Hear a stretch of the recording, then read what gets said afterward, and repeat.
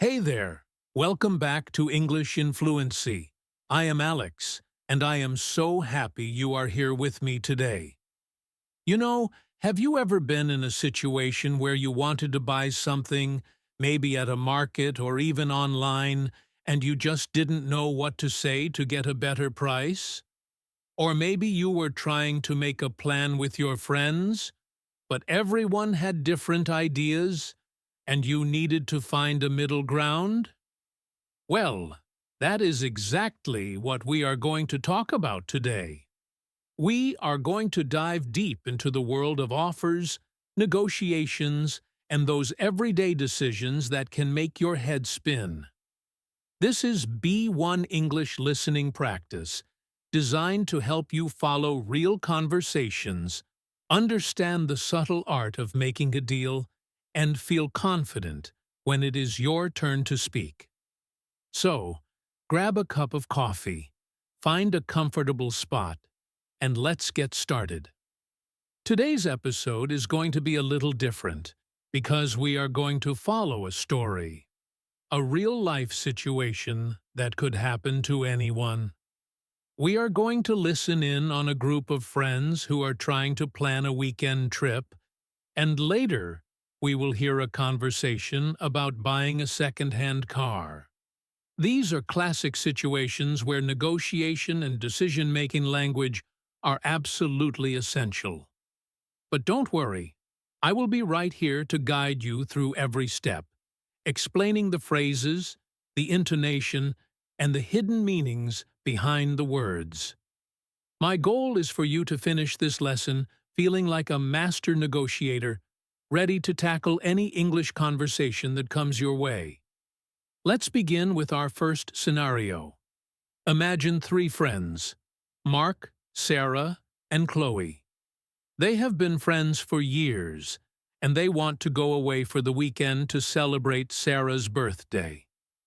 Now, planning a trip with three people is never easy because everyone has different budgets, different interests, and different ideas of what a vacation should look like.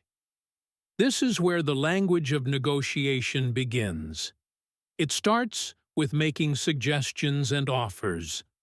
When we want to suggest something in English, especially at a B1 level, we often use phrases like, "How about?" or "Why don't we?" These are soft, polite ways to introduce an idea without sounding too bossy. So, picture the scene. They are sitting in a cafe, drinks on the table, ready to plan. Mark opens the conversation.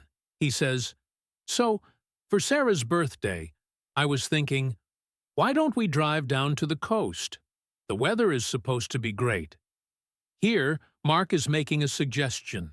He isn't demanding. He is putting an idea on the table. Notice the structure, "Why don't we?" followed by the base verb, drive. It's a very common way to start a negotiation. But then, Chloe hesitates.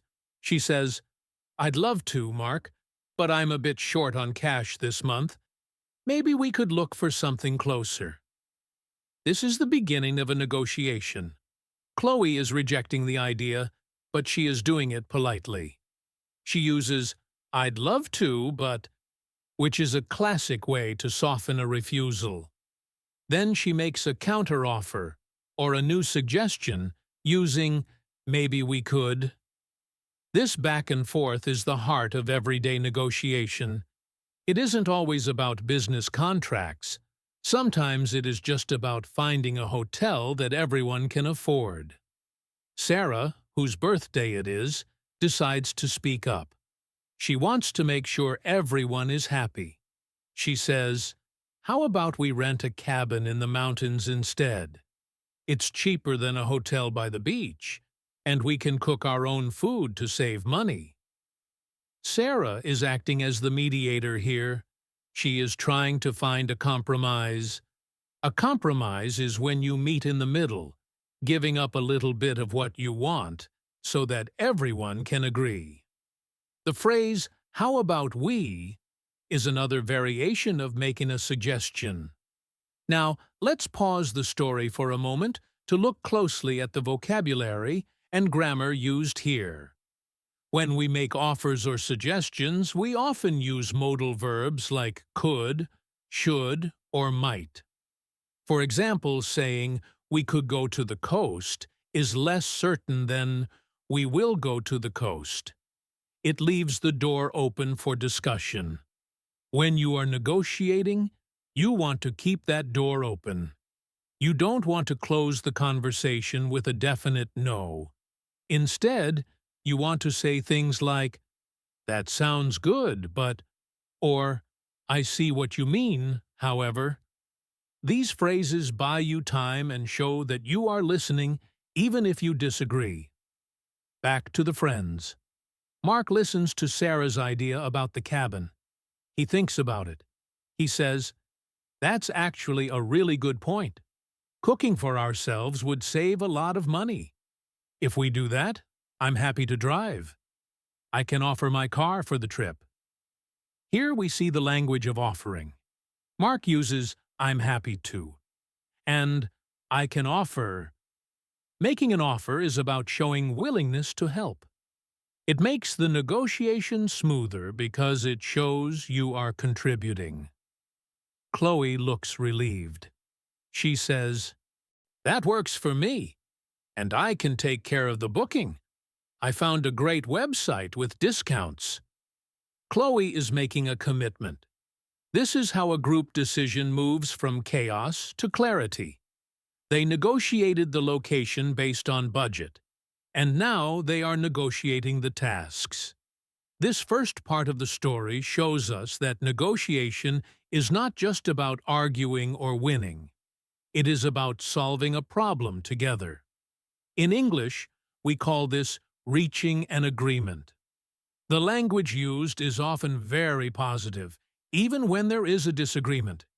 You will hear words like fair, reasonable, and sensible. For instance, Mark might say, "That seems like a fair deal. I drive, you book, and we all split the cost of gas." Using the word fair is powerful. It validates the other person's contribution and makes them feel respected. Now, let's move on to a slightly more challenging situation. Let's fast forward a few months. Mark, our friend from the first story, has decided he wants to buy a car. He doesn't want a brand new one because he is on a budget, so he is looking at used cars. He finds an advertisement online for a car sold by a man named Mr. Henderson. This scenario is packed with negotiation language because buying a car is a high-stakes conversation. There is money involved, and both sides want the best deal. This is where the phrase "to make an offer" takes on a very literal meaning. Mark arrives at Mr. Henderson's house. He looks at the car. It looks good, but it has a few scratches. The asking price is $5,000. Now, Mark needs to decide how to start the negotiation. If he is too aggressive, Mr. Henderson might get angry and refuse to sell. If he is too passive, he might pay too much. He starts with a polite compliment and a soft opener. He says, "It's a lovely car, Mr. Henderson. I can see you've taken good care of it. However, I noticed a few scratches on the side, and the tires look a bit worn." Mark is establishing his position. He is pointing out the flaws, not to be rude, but to justify the lower price he is about to suggest. Mr. Henderson responds. He says, "Well, it is a used car, you know. The scratches are minor, but I'm open to reasonable offers."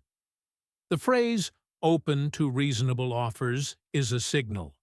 It tells Mark that the price on the advertisement is not fixed. It is negotiable. This is the green light for Mark to make his move. Mark takes a deep breath and says, "I was thinking, would you accept $4,500? I can pay you in cash today." This is the offer. Notice the conditional structure. Would you accept? It is polite and hypothetical. He also adds a sweetener. I can pay in cash today. In negotiation, Speed and certainty are valuable. Mr. Henderson likes the idea of cash, but he wants more money. Mr. Henderson shakes his head slightly. He says, 45 is a bit too low for me. I couldn't let it go for that price. But since you have cash, maybe we can work something out. How about 4,800? This is a counteroffer. The dance continues. Mr. Henderson didn't say no. He said too low. He then came back with a number that is lower than his original asking price, but higher than Mark's offer. This is the middle ground. Mark thinks about it. He really wants the car, but he also wants to stick to his budget. He decides to push just a little bit more, but gently. He says, how about we meet in the middle? 4,700, cash in hand, and I pick it up this afternoon. This phrase, meet in the middle, is a classic negotiation idiom. It suggests fairness. You calculate the number exactly between the two offers. Mr. Henderson smiles and nods. All right, 4,700. I think that's a fair price.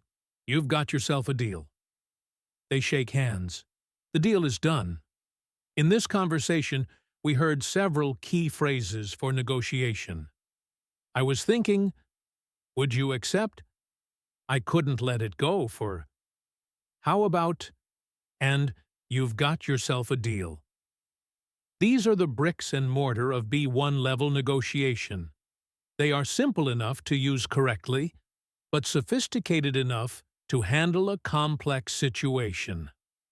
Let's take a moment to talk about the tone. In both stories, the tone was crucial. When the friends were planning the trip, the tone was collaborative. They were solving a problem together. When Mark was buying the car, the tone was polite but businesslike. He had to be firm about the price, but respectful of the seller. In English, your tone of voice often communicates more than your words. If you say, "That's too expensive," with an angry face, it can cause conflict. If you say, "That's a bit out of my budget," with a polite, regretful tone, it opens the door for a compromise. At the B1 level, you are moving beyond just memorizing phrases. You are learning to manage the emotional atmosphere of the conversation. Now, I want to introduce a third scenario for you to practice your listening skills. Imagine a workplace situation. We have two colleagues, Jenny and Robert. They are working on a project together, and they need to decide who does what task. Jenny wants to do the presentation slides, but Robert thinks he should do them because he has a new template. Jenny says, "Robert, I'd really like to handle the slides. I have a clear vision for the design." Robert responds, "I understand, Jenny, but I've already started working on a template that matches the company branding perfectly. I think it would save us time if I finish them." Here we have a conflict of interest. Both want to do the same task. This requires careful negotiation. Jenny could insist, but that would create bad feelings. Instead, she chooses to negotiate a trade. She says, "I see your point. The template does sound useful. Tell you what, why don't you do the slides, and I will take care of the data analysis and the final report. That way, we are both doing something important." The phrase, "tell you what," is a very common conversational way to introduce a compromise or a new proposal. It sounds friendly and informal. Robert agrees, "That sounds like a good plan. I'm happy with that." By offering an alternative, Jenny turned a potential argument into a productive agreement. This scenario highlights the use of if clauses in negotiation, often called the first conditional. For example, if you do the slides, I will do the report. This structure is incredibly useful because it links actions to consequences or agreements. It creates a clear contract between the speakers. You will hear this structure constantly in decision-making conversations. If we leave now, we will catch the early train. If you lower the price, I will buy too. Practicing these if sentences will make your negotiation skills much sharper. Let's go back to the language of accepting and rejecting. It is important to know how to say no without using the word no. In polite English, a direct no can feel quite harsh. Imagine a friend asks you to lend them a significant amount of money. You don't want to do it. Instead of saying no, you might say, "I wish I could help, but I'm really tight on money right now." This is a soft refusal. It uses "I wish I could" to show that you want to help, which softens the blow of the refusal. Or, you might use a delaying tactic, like "let me think about it." This gives you time to decide without creating an immediate conflict. In the context of offers, we also use specific language. If someone offers you something, like a cup of tea or a seat on the bus, the typical responses are quite formulaic. Would you like a cup of tea? You can accept by saying, "Yes, please, that would be lovely." Or you can refuse by saying, "No, thank you, I'm fine for now." But in negotiation, offers are different. An offer is a proposal. "I can give you a 10% discount if you buy today." The response here needs to evaluate the value. You might say, "That's a generous offer, but can you do 15%? Pushing back politely is a key skill. We often use the phrase, "Is that your best price?" or "Is there any wiggle room?" Wiggle room is a great idiom meaning space for negotiation or flexibility. Let's revisit our friends from the first story, Mark, Sarah, and Chloe, one more time.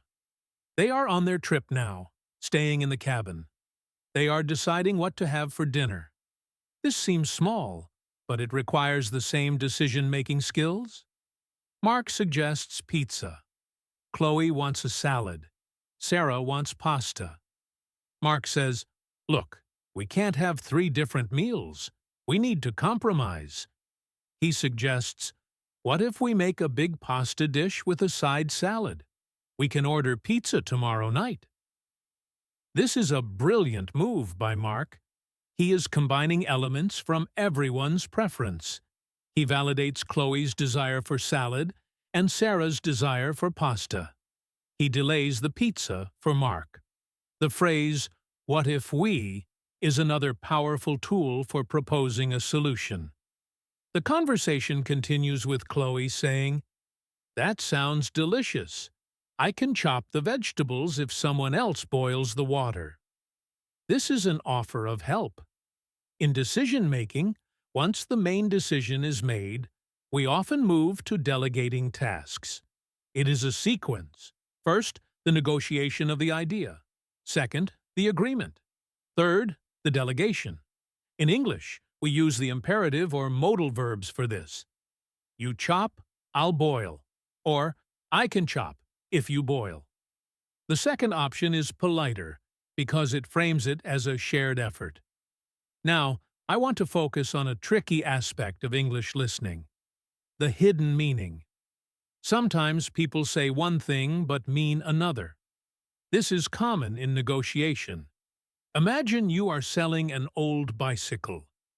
A buyer looks at it and says, "It's a nice bike, but it looks like it needs a lot of work." What they really mean is, "I want you to lower the price." They are not just commenting on the condition, they are setting up a price negotiation. As a listener, you need to hear the "but." The word "but" is usually the signal that the negotiation or the complaint is starting. Everything before the "but" is often just polite preparation. "You are a great employee, but we need to see more initiative." The real message comes after the but. Similarly, listen for the word actually. It is often used to correct someone or to disagree politely. For example, if someone says, "This car is worth $5,000, and you think it's worth less," you might say, "Actually, looking at the market, similar cars are going for 4." The word actually prepares the listener for a different perspective. It is much softer than saying, "You are wrong." Let's do a little interactive practice right now. I am going to give you a situation, and I want you to think about what you would say. Imagine you are at a flea market. You see a lamp you like. The seller says it is $20. You only have $15. How do you negotiate? Pause for a moment and think. You could say, "I really like this lamp, but I only have $15 on me. Would you take that?" Or you could try, "It's a bit more than I wanted to spend. Could you come down to 15?" Both are valid. The first one uses the constraint of limited cash as a reason. The second one uses the idea of a budget. Both aim for the same result, a lower price. Another situation. Your boss asks you to work late on Friday, but you have plans. How do you negotiate? You can't just say no. You might say, "I'd be happy to help, but I have a prior commitment on Friday evening. Could I stay late on Thursday instead? Or come in early on Monday?" This is called conditional negotiation. You are offering an alternative solution to show you are still a dedicated employee, while protecting your personal time. The structure, "could I," instead, is vital here. Let's talk about the verb suggest. There is a common grammar mistake learners make here. You do not say, "I suggest you to take this deal." That is incorrect. You say, "I suggest you take this deal," or "I suggest taking this deal." For example, in our car buying story, Mr. Henderson might say, "I suggest you think about it quickly, because I have another buyer interested." He is using the subjunctive mood essentially, "I suggest you think," not "to think." This is a small detail that makes your English sound much more natural and advanced. Also, consider the verb recommend. It works similarly. "I recommend that you accept the offer." Or, "I recommend accepting the offer." These verbs of advice and suggestion are everywhere in negotiation. Imagine a real estate agent showing a house. They might say, "I recommend putting in an offer soon. The market is hot." They are pushing you to make a decision, using their authority to create urgency. Recognizing this urgency language is part of being a good listener. Phrases like "for a limited time," "final offer," or "while supplies last" are signals that the negotiation window is closing. Let's dive deeper into the emotional side of negotiation language. When we negotiate, we are managing relationships. If you are negotiating with a close friend, you can be very direct. "Give me a break on the price, it's my birthday." But with a stranger or in business, we use distancing language. We use the passive voice or third-person phrases to sound more objective. Instead of saying, "I think the price is too high," a professional might say, "The price seems a little high compared to the market average." This removes the personal element "I" and makes it about the market. It is less confrontational. In our story with the friends planning the trip, notice how they used "we" instead of "I" once they started agreeing. "We can cook. We can split the cost." Using "we" builds a sense of unity and shared purpose. It changes the dynamic from me versus you to us solving the problem. This is a subtle psychological trick in negotiation. If you find yourself in an argument or a tough negotiation, Try switching your language to we. How can we solve this is much better than what are you going to do? Now, let's listen in on a slightly more complex dialogue involving a service negotiation. Imagine a woman named Elena who is hiring a painter named Lucas to paint her living room. Elena wants the job done quickly. Lucas wants to be paid fairly for his time. Elena says, "I need this room painted by Friday. Is that possible?" Lucas replies, "Friday is very tight. I have another job finishing up. I could do it, but I would need to charge a rush fee." Here, Lucas is making a conditional offer. He sets a condition, rush fee, for the request, Friday deadline. Elena has to decide if the speed is worth the extra money. This is a perfect example of the if-then logic in negotiation. Elena responds, "I understand. How about I help you move the furniture out tonight? That would save you some time. Would that help avoid the rush fee?" Elena is offering sweat equity, her own labor, as a bargaining chip. She is negotiating non-monetary terms. Lucas thinks about it. That would actually help a lot. If you do the prep work, I can focus on painting. I think we can skip the rush fee in that case. They have successfully traded resources, time and labor, to reach an agreement. This is a sophisticated level of negotiation where money isn't the only thing on the table. For you, the listener, the key is to listen for these variables. What does the other person value? In the car example, Mr. Henderson valued a quick cash sale. In the painting example, Lucas valued time and saved effort. If you can identify what the other person needs, you can offer that to them in exchange for what you want. The language for this often involves, "What if I?" or "Suppose I?" These phrases allow you to test hypothetical solutions without committing to them until you get a positive response. Let's consider the concept of bargaining chips. This is an idiom. A chip is something you use to get what you want. In a negotiation, if you are selling a car, the winter tires you have for it are a bargaining chip. You can say, "I'll throw in the winter tires for free if you accept the price." The phrasal verb throw in is essential here. It means to include something extra for free to sweeten the deal.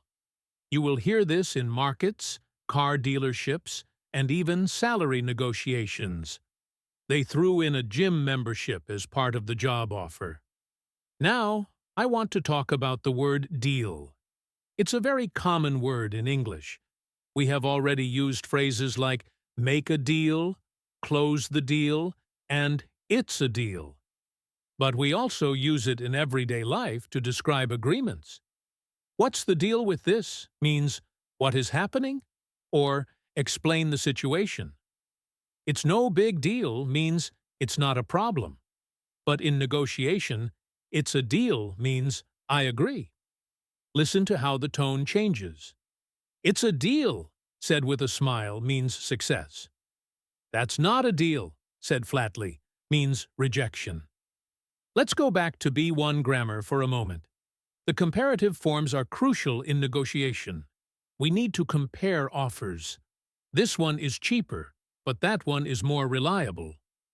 This is the better option. This is the best price. Using comparatives allows you to weigh the pros and cons. In the cabin story, Mark said, "It is cheaper than a hotel." He made a comparison to justify the decision. When you negotiate, you are constantly comparing. Your offer is lower than I expected. This model is newer than the other one. Practice your comparative adjectives. They are your analytical tools in decision-making. Also, superlatives are used by sellers to persuade. This is the best price in town. We have the highest quality service. As a listener, You need to be a bit skeptical of superlatives. Best is a strong claim. A good negotiator might challenge that. Is it really the best price? I saw it for less online. This challenges the superlative and puts the pressure back on the seller to prove their claim. Let's imagine a conversation between a father, Paul, and his teenage daughter, Emma. Emma wants to borrow the car on Saturday night. Paul is worried about her driving at night. This is a classic family negotiation. Emma starts with a request. Dad, can I borrow the car on Saturday? Paul hesitates. I don't know, Emma. It's supposed to rain, and I'm not sure about you driving in the rain at night. Emma needs to address his fear. She says, I understand, but I've been practicing, and I promised to drive slowly. I'll have Sam with me, and he lives close by. She is offering assurances. I promise is a strong commitment. Paul isn't fully convinced yet. He makes a counteroffer. How about this? You can take the car, but you have to be home by 11 p.m., and you must call me when you get there. This is a conditional agreement. You can, but you must.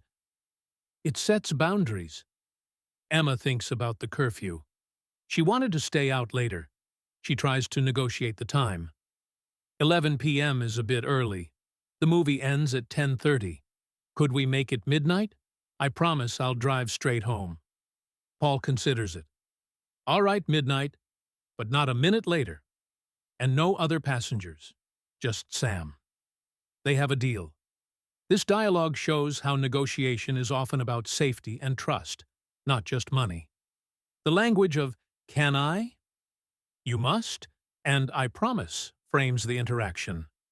This leads us to the importance of clarifying. In any negotiation or decision-making process, assumptions can lead to disaster. Always confirm the details. In the father-daughter scenario, Paul said, just Sam. If Emma brought her friend Lisa too, she would be breaking the deal. In a business context, we use phrases like, so, just to confirm, or let me make sure I understand. For example, if you are booking a hotel over the phone, you might say, so, just to confirm, that's a double room for 2 nights, with breakfast included, for a total of $200? This repeats the key points to ensure there is no misunderstanding. It's a safety check in communication.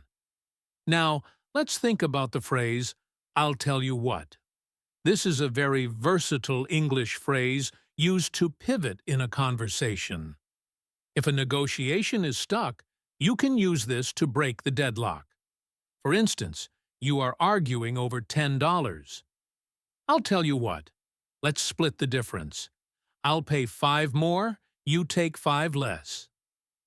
It signals that you are about to propose a solution that you think is fair. It catches the listener's attention and prepares them for a final offer. Another great phrase is, it depends. When you are asked for a decision or an offer and you aren't ready. It depends is your best friend. Can you finish the project by Tuesday? Well, it depends on how much data you can provide me today. This makes your answer conditional on other factors. It shows that your agreement isn't free. It requires something from the other side. At B1 level, mastering it depends allows you to handle complex questions without saying a simple yes or no. Let's discuss the difference between cost, price, and value. These words come up a lot. Price is what you pay. Cost can be the expense to make something, or the general expense. Value is what it is worth to you. A good negotiator talks about value. The price is high, but the value is excellent because it lasts longer. A buyer talks about price. The price is too high. Understanding this distinction helps you follow the logic of a sales pitch. If someone says, "It offers great value for money," They are trying to justify the price. Let's weave one last scenario, one that involves a bit of a misunderstanding, which is very common in real life. Imagine a tourist named Peter visiting London. He goes to a souvenir shop. He picks up a small statue. He asks the shopkeeper, "How much for this?" The shopkeeper says, "For you, my friend, special price, £30. Peter thinks this is the starting price for negotiation, common in markets in other countries. He says, 30? That's too much. I'll give you 20. The shopkeeper looks offended. 20? No, no. This is high quality. £30 is the price. Peter realizes that in this shop, the prices are fixed. The special price was just a sales tactic, not an invitation to bargain. Peter has to pivot. He can't negotiate. He has to decide. He uses a decision phrase, "I'll leave it for now, thanks." This is a polite way to walk away. Walking away is a powerful move in negotiation. Sometimes, the best deal is the one you don't make. If the seller really wanted to sell, he might call Peter back. Wait. Okay, 25. But in this case, the shopkeeper just nods. Peter walks out. This scenario teaches us that not every interaction is a negotiation. Sometimes, you just have to make a binary decision. Buy or don't buy.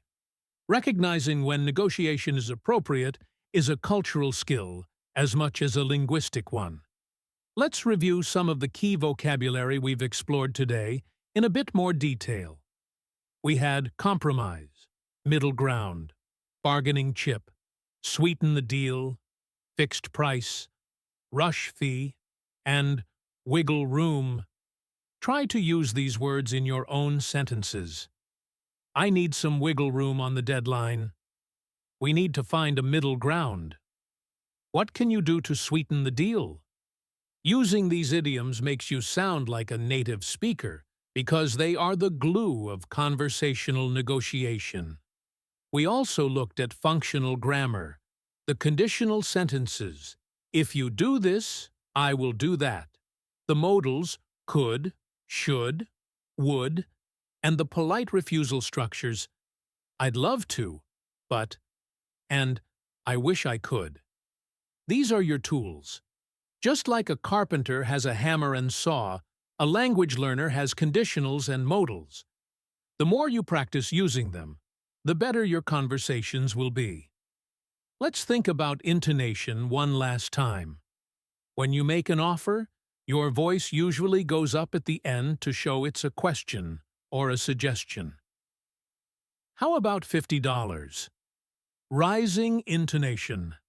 When you make a firm decision, your intonation goes down. $50 is my final offer. Falling intonation. This signals that the negotiation is over. If you use rising intonation for a final offer, it sounds like you are still unsure, and the other person might keep pushing. $50 is my final offer? Rising sounds weak. $50 is my final offer. Falling sounds strong. Listen for this change in pitch in movies or TV shows. It is a subtle but powerful cue. To help you practice, I want you to imagine you are negotiating your salary for a new job. This is high pressure. The employer says, "We would like to offer you the position. The starting salary is $40,000. You want $45,000. What do you say?" You want to be grateful but firm. You might say, "Thank you so much for the offer. I am really excited about the opportunity to work with your team. I was wondering, however, if there is any flexibility on the salary. Based on my experience and the market rate, I was hoping for something closer to $45,000. This response is perfect. It starts with gratitude. It expresses enthusiasm. It uses a polite inquiry. I was wondering. And it justifies the request with experience and market rate. It doesn't demand, it asks. The employer might respond, "We can't quite do 45, but we can offer you 42 plus a signing bonus." The negotiation continues. Notice the employer uses the "can't quite do" phrase to soften the refusal. Now, imagine you are the listener in a conversation. You are hearing two people negotiate. You need to track the numbers and the conditions. "Okay, I'll give you the discount, but you have to pick it up yourself." As a listener, you note, discount equals yes. Condition equals pick up. If you miss the "but," you miss the condition. Training your ear to listen for "but," "however," "although," and "on the other hand" is crucial for understanding the full picture of a decision. These conjunctions signal a shift in the argument.